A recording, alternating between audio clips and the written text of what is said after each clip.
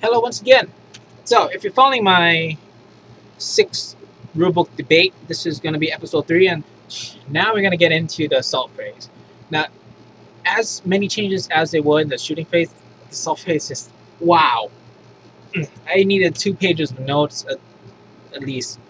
So, let's get into it.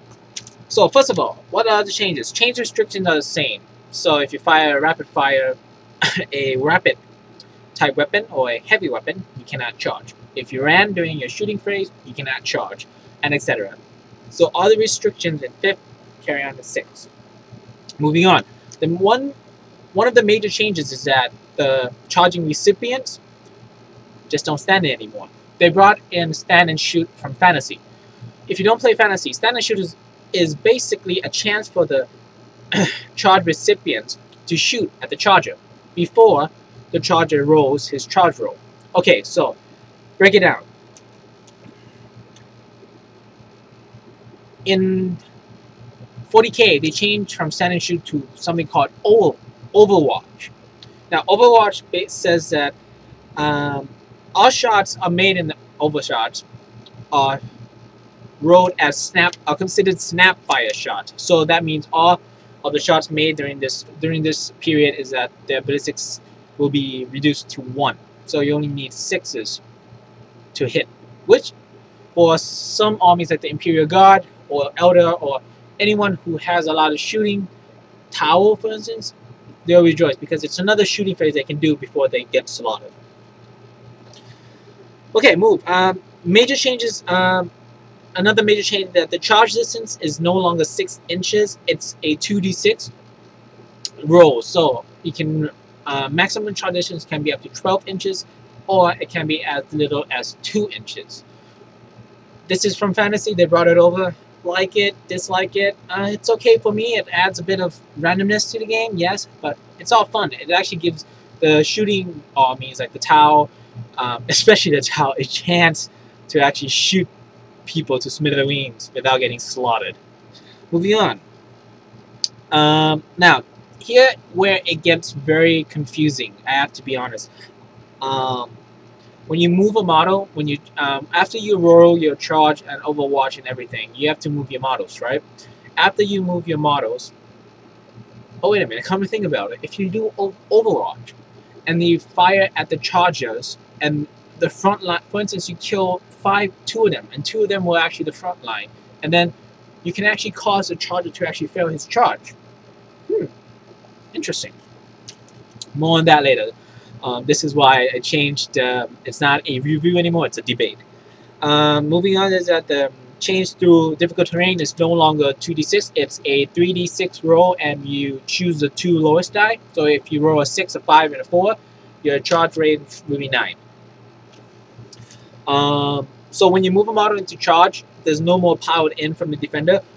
What happens is that it goes through something called initiative steps. Now here, where I stated before, it gets very confusing. So listen up. Initiative steps is basically like fighting at initiative. However, each power in happens according to your initiative step. For instance, if a group of Marines is fighting a group of Tyranids, okay, a Tyranid Gaunts, just Hermagons.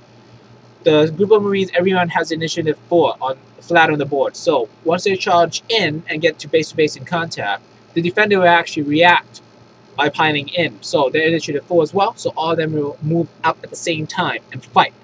However, if you have different initiative groups within one fight, for instance, initiative 5 or 6, those people will pile in first and fight. And then the initiative 4 people will pile in and fight. Now, each pile in movement can only be 3 inches in attempt to get into base-to-base contact with the enemy, or within 2 inches of a friendly model in base-to-base contact with an enemy.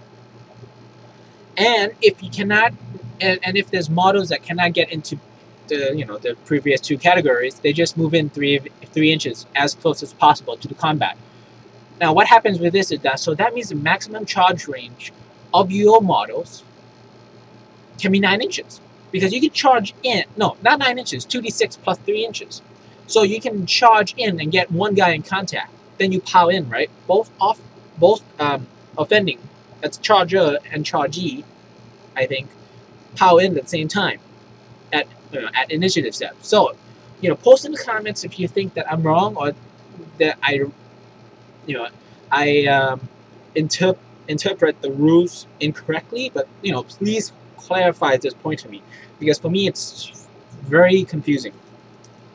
Okay, moving on with the simple stuff. So charging in still gives you the 1 attack bonus, and having 2 weapons, which is a close combat weapon and a pistol, still gives you that bonus as well.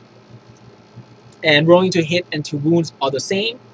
Now, important part for your orc players or anyone with hordes army that rely on getting everyone in the attack. Wound allocation, light shooting goes by distance. So, front rank are removed first. Now this is important because if you have a horde of 30 guys, of orc boys, fighting a group of marines, and the marines wipe out maybe 10 or 20 of your orc boys, then you don't have anything to fight back, because everything will be out of the 2-inch range that you can get on close combat. And you can't fight at all. So now that's a major change that you have to take into consideration. Moving on, there's also the Lookout Sir rule is also here as well. So that means independent characters are not treated as independent combats anymore, like in 5th. I'm not sure about this because I haven't gone into that book. But with the Lookout Sir, it hints at that everyone fights at the same time at the initiative step. But then Lookout Sir, you can actually fight, and then someone attacks you back, and then you can say, oh, Lookout Sir, and then your independent character survives. Okay.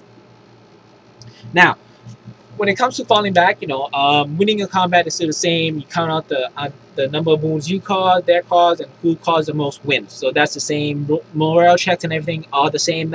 However, they inserted a rule called all weapons are useless, which basically says that if all of your models cannot hurt the model or the unit you charged, you can voluntarily choose to automatically fail morale tests to run away. So that means you can actually tie up big people, sort of like a horde of guns, just normal, typical, unupgraded dirt sheep guns. You can tie up big units or Death Stars units and then run away if you choose to. However, you still suffer from sweeping advance and all the other additional rules that you will have to obey when you lose a combat. Moving on, sweeping advance is the same, which is a d6 plus your initiative. Consolidation is also the same, so you cannot consolidate from combat to combat or from combat into combat. You have to stay at least 1 inch from the enemy. The only way you can get into combat with your enemy is the charging. It's no longer like 4th or 3rd edition. Let's see. Okay, so bringing down to multiple units charging, or charging into multiple units. They actually changed it up. You can actually do it, and it got very simple. So you have 2 targets. You have 2 targets that you want to charge. One target that you shoot at will be your primary target, and the other one will be your secondary target. What the rule state is that basically you can charge at both of these units after all of your models are charged into a primary unit. The models that cannot reach the primary unit but can reach the secondary unit can charge the secondary unit. That clarifies everything. It's so easy to understand. However, both of the units being charged can use Overwatch. So that means they can shoot you to smithereens before you even get there. Think twice before charging 100 God's men. God. Okay. And, everything is the same, models with base-to-base contact with 2 enemy units can strike both of them, but you just have to split your attacks. I will have to go back to the confusing initiative step. So is it both of us power in or just the defender power in? Because they actually did this. I don't think that they specified in the rulebook. Let me check again. However, no, I don't think they actually do. So both of us, both a charger and chargee, can power in. So that means your charging can actually be 2d6 plus 3 inches. Interesting. So keep that in consideration. Hopefully you're enjoying, my debate and my exposing what major changes from 5th to 6th. If you want more, you can subscribe to my channel and keep up to date with all the videos that I'll be posting. Again, it'll be random. I don't know how many videos I'm going to post per day, and I'm not expecting to actually post it every day, but I may. So subscribe to keep track with all these updates, and thank you for watching.